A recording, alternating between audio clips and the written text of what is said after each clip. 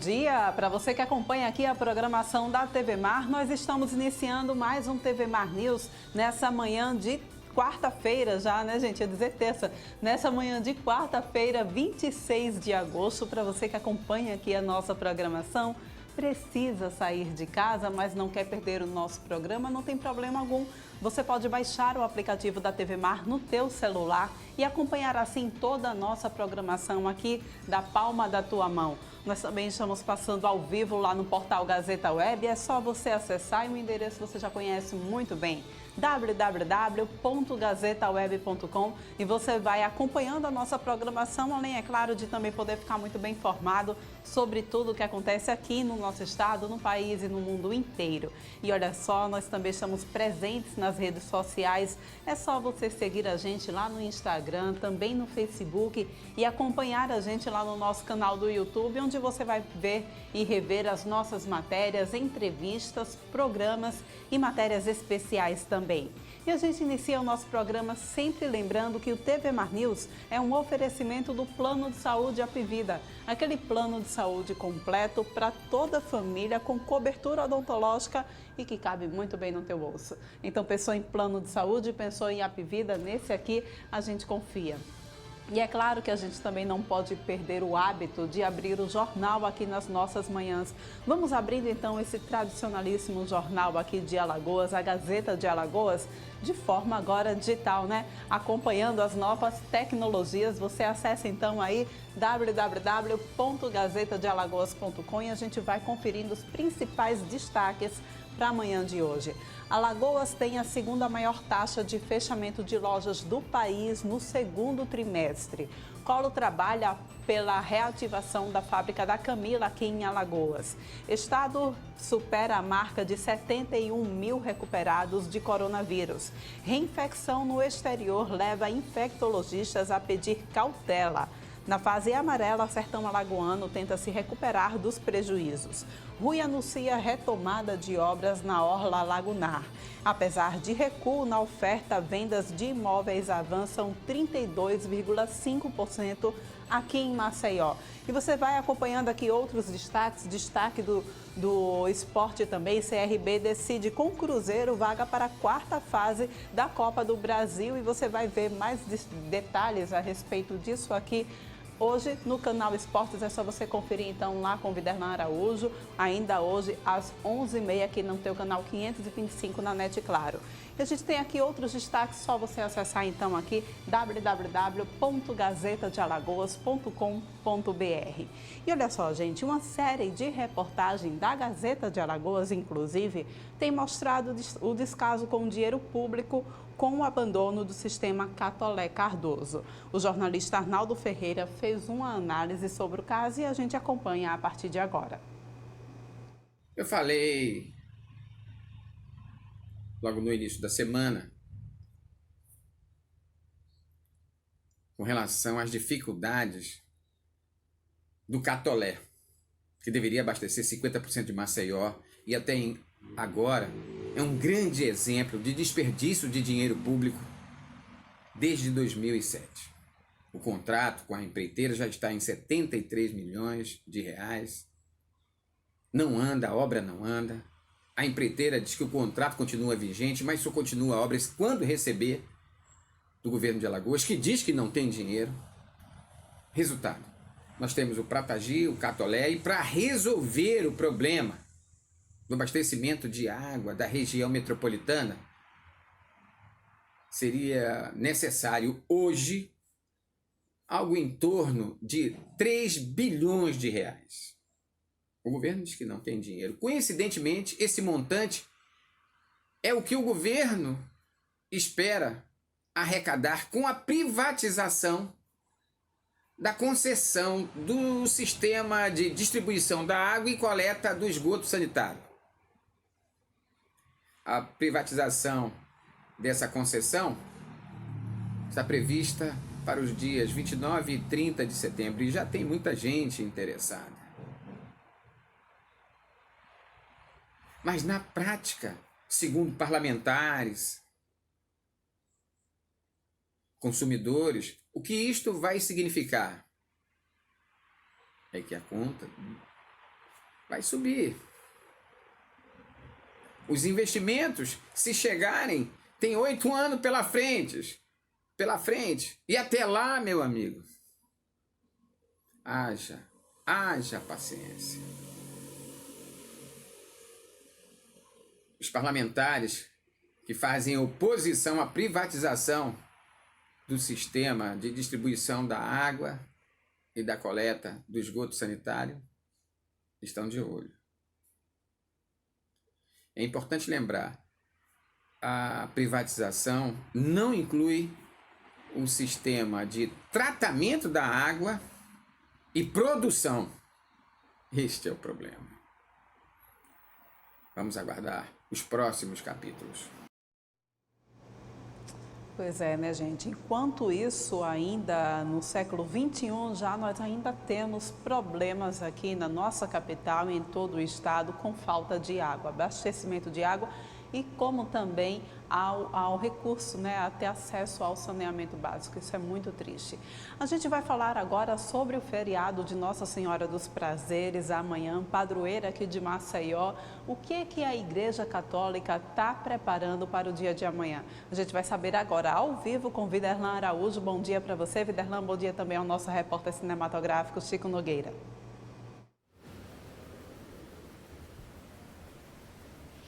Bom dia para você, minha querida Porlane Santos, com a bênção da Nossa Senhora dos Prazeres, né, aqui que é a padroeira de Maceió. A comunidade católica, através da Arquidiocese de Maceió, está exatamente ultimando os preparativos, a logística para o dia que se comemora amanhã, na verdade, onde é feriado aqui em Maceió, e naturalmente reúne uma boa quantidade de fiéis para esse novo momento, né, com as regras de isolamento, distanciamento social. Não teremos procissão, mas a Arquidiocese de Maceió, criando alternativas dentro dos parâmetros estabelecidos pelas regras de isolamento social, não deixará a comunidade católica ficar longe desse momento de fé, de muita força, inclusive espiritual, e que naturalmente tem toda a presença já praticamente definida, onde nós vamos falar agora na programação da TV Mar Canal 525, no programa TV Mar News, desses preparativos para esse dia tão importante para a comunidade católica, para os maceioenses e naturalmente para o público em geral. A Maria Cícera, ela que é coordenadora de comunicação da Arquidiocese de Maceió, vai nos explicar. Maria, muito obrigado, inclusive, por nos receber. Nós estamos aqui no altar Nossa Senhora dos Prazeres e a catedral que passa por um processo de restauração das pinturas murais. Gostaria que você falasse como anda essa preparação para o dia de amanhã, dia 27 de agosto, dia de Nossa Senhora dos Prazeres. Bom dia. Bom dia a todos. É uma preparação intensa, né, diante da reabertura das igrejas no último dia 15 de agosto e na festa de nossa padroeira, Nossa Senhora dos Prazeres. Com restrições, você bem falou, isolamento. Aqui na catedral a gente trabalha o máximo para a segurança, para não haver o contágio pelo novo coronavírus. E amanhã, há um dia tão esperado na nossa arquidiocese, a programação inicia às 6 da manhã com missa presencial, onde nós teremos o coral dos Servos Sofredor, que é uma casa de obras sociais da Arquidiocese, atendida dos dependentes em recuperação. Às 9 horas nós temos missa também presencial com o senhor arcebispo Dom Antônio Muniz Fernandes aqui, e 12 horas também presencial. Para essas missas ainda está aberto o agendamento pelo site do Centenário, né, centenarioarquimaceió.com.br. E à tarde, a carreata às 16 horas para Marechal Deodoro, que encerra hoje às 22 horas a inscrição dos veículos. Como tem sido essa procura? Naturalmente, os fiéis, pelo fato de estarem afastados das missas presenciais nos últimos meses, acredito que para um momento como esse a procura tem sido bastante satisfatória. Mas gostaria que você falasse do parâmetro oficial, como tem sido a procura para as missas presenciais programadas para amanhã aqui na Catedral Metropolitana de Maceió e para a carreata também neste exato momento. Sim, há um agendamento justamente para nós termos essas orientações cumpridas quanto às pessoas do grupo de risco, né, idade. Infelizmente, nos corta o coração por muita gente dessa idade vir pagar suas promessas, por isso que a catedral está aberta o dia inteiro, mas não para as missas presenciais, para não ter aglomerações de pessoas, mas é uma procura muito grande, tanto que uma das missas já esgotou, a de 9 horas, né, o agendamento. Né? Aqui na catedral, a nossa capacidade de 200 fiéis já está lotado nesse horário. Quer dizer, então para as missas presenciais não adianta nem ir para o site mais para tentar. Só né? de meio-dia. Só de meio-dia, né? Meio-dia ainda espaço. tem, né? A saída está prevista da carreata por volta das 4 da tarde, é Das isso? 4 da tarde, porque às 15h30 nós temos ali na frente a bênção do Santíssimo Sacramento. Como né? vocês definiram essa logística da carreata? São 3 pontos? Explica para a gente como funciona. Nós teremos 3 pontos de concentração, um aqui na Igreja Catedral, outro ali próximo às Americanas e um próximo ao Cinturão Verde. Por quê? Porque a imagem vai sair daqui, desce em direção a esses pontos para que todos possam ver o andor da padroeira passando. E só depois os carros seguem em direção a Marechal Deodoro. Dia 27 de agosto é considerado um dia que é um ponto alto, né, para a comunidade católica, e principalmente aqui para a Catedral Metropolitana de Maceió. Aqui tudo leva o nome de Nossa Senhora dos Prazeres, né, o altar, a imagem de Nossa Senhora dos Prazeres. Então tem todo um processo histórico também envolvido para essa importância, não só numa mistura de fé, mas também de aspectos históricos, culturais também, né, Cícera? Sim, verdade. Ela é padroeira tanto da cidade quanto de uma arquidiocese formada por 36 municípios da nossa capital alagoana. Esse ano, infelizmente, nós não vamos ter participação de todos eles, como os outros anos que lota e não há espaço. Mas nós estamos aqui fazendo o possível pelas redes sociais, as mídias da arquidiocese, rádio, para que nós possamos transmitir todos esses momentos especiais. Uma pergunta importante nas questões históricas, a imagem de Nossa Senhora dos Prazeres. Gostaria que você falasse um pouquinho dessas passagens, das mudanças de tempo, Cícera, até para grau de compreensão maior dos nossos telespectadores. Sim, essa imagem, ela está no nicho central, né, desde que ela foi cedida. Em 2015, Dom Antônio Muniz tomou a decisão dela descer para um restauro justamente pelo desgaste do tempo e depois ela voltou para o seu nicho central. Então, desde que ela foi colocada lá, ela só desceu essa vez para esse restauro que foi em 2015. Em 2015 nós começamos esse processo, o senhor arcebispo começou de restauro do altar-mor da padroeira, das parentais e depois esse arco aqui. Então tem uma equipe de restauradores desde esse tempo trabalhando aqui na catedral para esse resgate histórico. Ou seja, por volta de 9 camadas de tinta branca tinha essa pintura aí. Importante quando você coloca exatamente essa restauração das pinturas murais, ou seja, está sendo feito um trabalho também de restauração dessas pinturas que, dentro de um processo histórico, elas entram numa linha da originalidade, né, na verdade, aqui da catedral, não é isso? Da catedral, justamente. Né? Não se sabe quem decidiu pintar de branco, por ficar mais claro, essa explicação, historicamente, nós não temos esse dado. Mas quando o arcebispo começou a perceber que por trás dessa tinta tem uma história, e ele começou a fazer esse resgate de como essa história influencia também a nossa religiosidade. Muito obrigado. Maria Cícera, ela que é coordenadora do Departamento de Comunicação da Arquidiocese de Maceió. Paulane Santos, preparativos já feitos. Pessoal que ainda não fez a inscrição pela internet para poder participar da carreata, que tem concentração às 3h30 da tarde em 3 pontos já estabelecidos exatamente pelo pessoal da organização aqui da Arquidiocese. Não teremos procissão, é preciso dizer isso, para que os fiéis não criem essa expectativa. Estamos em um período de isolamento social em que se tem regras, decreto para ser determinado, para ser definido e para ser também cumprido pela sociedade. Então, por causa disso, apenas uma carreata com destino a Marechal Deodoro. Lembrando que para a missa presencial de meio-dia ainda tem vaga para poder o fiel comparecer, para a carreata também, mas para outros horários não existe mais aquele espaço dentro da inscrição online que já está sendo bastante utilizada pelas missas, principalmente aqui na nossa capital. Eu estou ao lado do repórter cinematográfico Francisco Nogueira. Daqui a pouquinho estaremos de volta com outras informações dentro do programa TV Mar News. É com você. Pois é, gente, fica aí então a dica para você que tem já o hábito, né, a tradição de comemorar essa festividade da padroeira aqui de Maceió. Fica aí então a programação para que você possa acompanhar com segurança, respeitando todo o protocolo sanitário para a gente evitar a disseminação do novo coronavírus, tá bem? A gente tem uma informação, uma notinha aqui para passar para vocês, que aconteceu ontem um acidente aqui na orla da nossa capital. Um idoso de 72 anos perdeu o controle do carro que dirigia, capotou na orla de Maceió e foi parar na areia da praia. O acidente aconteceu na tarde de ontem na orla da Jatiuca. A gente vê aí o vídeo desse acidente. Olha só, ele veio por essa via e acabou passando direto, o carro dele acabou indo para a areia mesmo, né?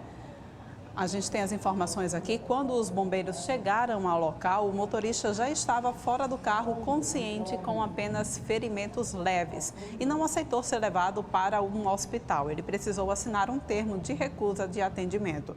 O veículo não atingiu nenhum pedestre, por sorte.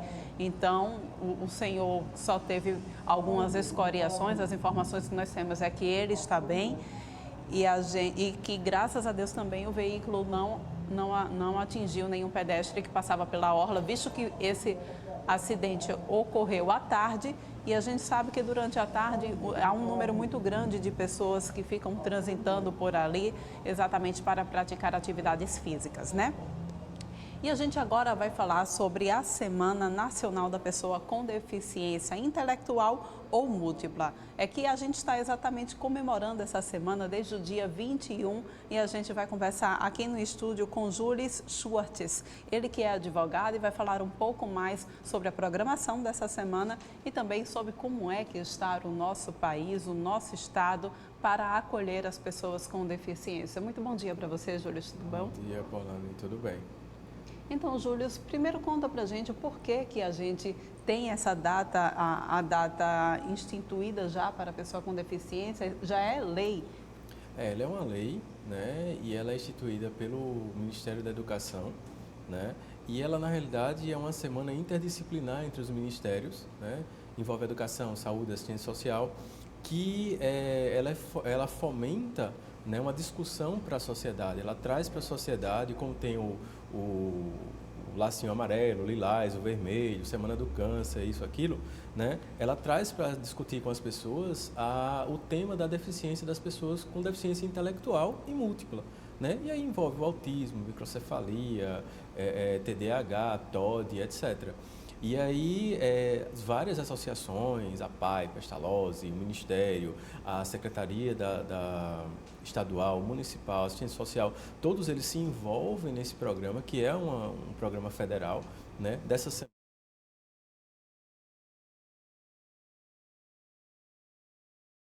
Programação aqui no nosso estado para essa semana? Olha, o que eu tenho acompanhado da programação, a gente tem algumas instituições, né, tudo online por conta da pandemia, né? Então, muitos seminários, muita coisa online que você pode acompanhar pelas redes sociais, né? Webinários, vários softwares que você pode acompanhar. E você tem instituições como a Secretaria de Estado, que também está fazendo várias palestras online. Você tem a Pestalozzi, você tem a APAI, né? Todos eles engajados nisso, né? E a gente também tem a OAB, eu faço parte da Comissão de Defesa dos Direitos da Pessoa com Deficiência da OAB, que ela promove também algumas ações, né, junto com outras comissões. Por exemplo, a gente tem uma agora que é a Comissão de Defesa das Crianças, né, que está promovendo uma pesquisa, né, para saber como é que vai ser essa questão do retorno às aulas das crianças típicas, normais, e também ela sucinta, né, o tema, o debate para as pessoas com deficiência. Agora, eu acho que é importante quando a gente fala sobre a questão da conscientização, né, dos direitos das pessoas com alguma deficiência, é importante a gente falar sobre como é que está a conjuntura do nosso país, do nosso estado, para acolher essas pessoas. Você tem um panorama para nos passar? O que eu posso passar como um panorama daqui de Alagoas, né? Hoje a gente tem primeiro eu vou falar da legislação, que é uma legislação ultra sofisticada, né? A gente tem a Lei Brasileira de Inclusão, a Lei Berenice Piana, que é exclusiva para as pessoas com autismo, a gente tem o Estatuto da Criança e do Adolescente, que todas elas se entrelaçam para defender os direitos e os deveres, hoje deveres, das pessoas com deficiência. Trazendo para o nosso estado, a gente tem instituições que batalham por esses direitos, né? Instituições privadas, semi-privadas e as instituições estatais, né? O grande gargalo hoje chama-se preconceito e informação. Quanto mais informação a gente tem, mais os preconceitos são quebrados. Então, anos atrás, a gente não tinha tanta informação quanto tem hoje, nas redes sociais, na internet. Então, os pais hoje, eles têm mais consciência do que podem fazer com as crianças e com as pessoas que têm deficiência em casa, os pais, os parentes, etc. Então, a gente tem a legislação que vem abarcar isso, que protege, né? Mas também tem que ter a iniciativa popular de cada um para isso. A própria OAB, por exemplo, a gente já instituiu lá, é o único estacionamento do estado que tem vaga exclusiva para pessoas com autismo. que é um direito. Eles são deficientes como qualquer outro, são equiparados à lei como qualquer outro.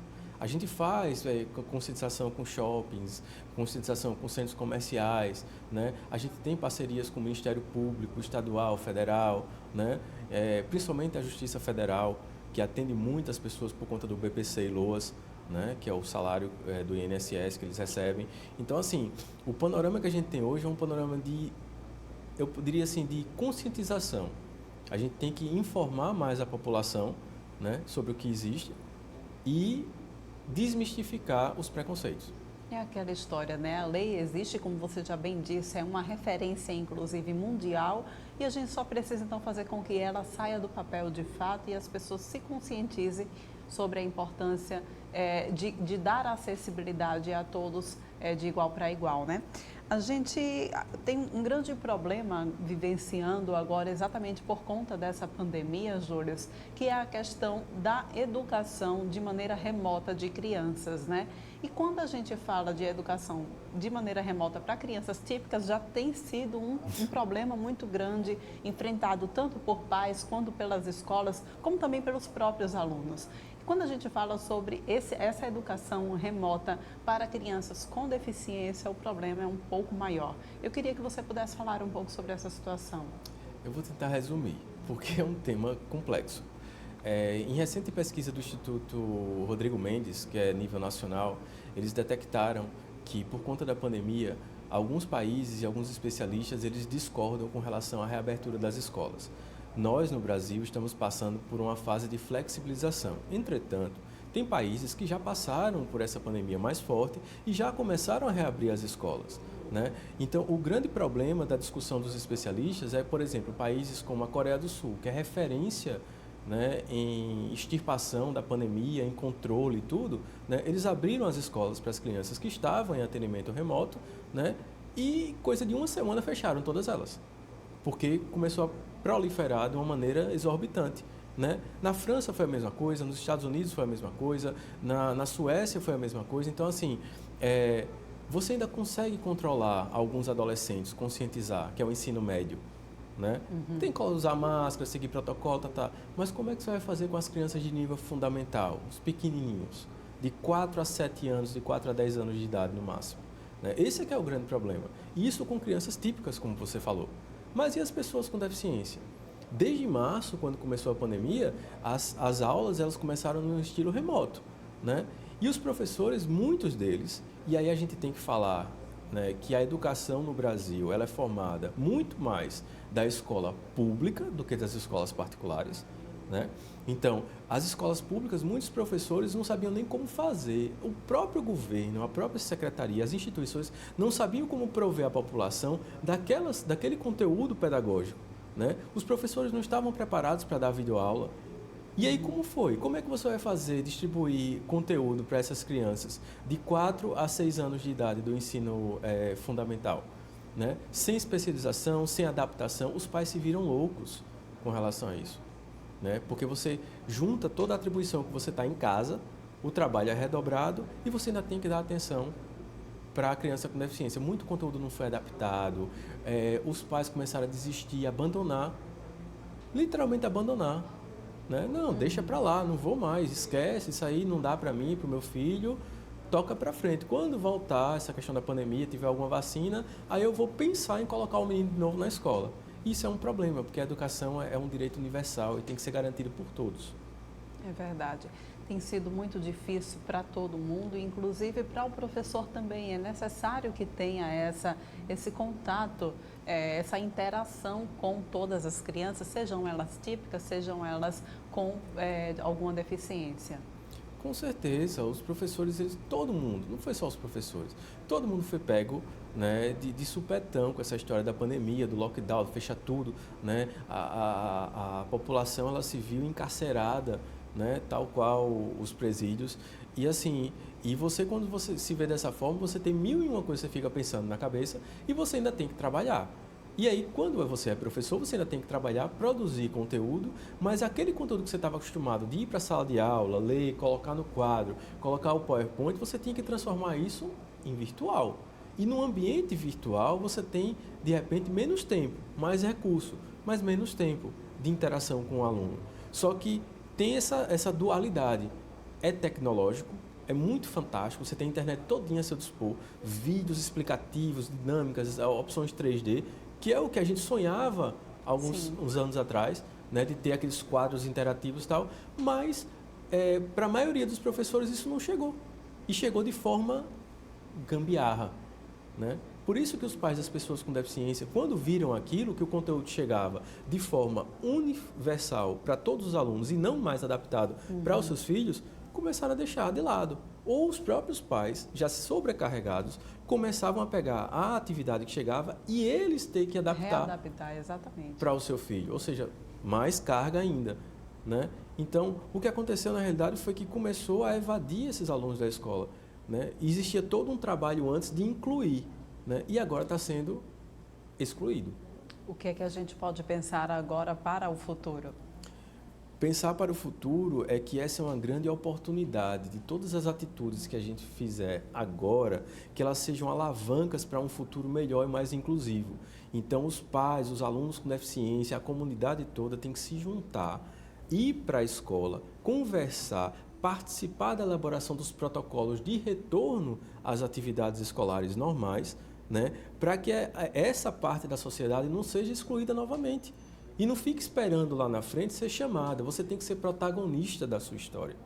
Você tem que ir lá atrás, conversar com o diretor da escola, buscar a Secretaria Municipal, Estadual da Educação, o Ministério Público, a Defensoria, se caso não seja solucionado de forma amigável, né? Então a sociedade tem que se mobilizar, os pais de pessoas com deficiência têm que se mobilizar, né? E para isso tem OAB, MP, MPF, várias instituições que podem dar suporte para que essas atividades e esse retorno às aulas, né, ele seja de forma gradual, efetiva, duradoura e que essa volta, né, ela possa alavancar mais situações de inclusão para essas pessoas com deficiência.